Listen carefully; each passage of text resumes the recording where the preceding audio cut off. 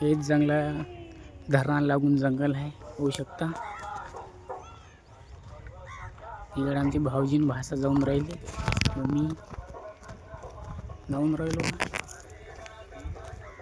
आता थोडा कार्यक्रम झाला, आता जेवणाचा कार्यक्रम टाईम आहे. म्हणलं याव थोडं फिरून इकडं. लगेच वर्ष झाली आलं ना, 4-5 वर्ष झाली इकडं आलो नाही. जंगलच आहे बा इकडं, जंगल मी इकडं गाव आहे. जस्ट गाव असं जवळ आहे, धरण भरलं ना बिलकुल गावातच असं पाहतो म्हणून डायरेक्ट पाणीच पाणी दिसते.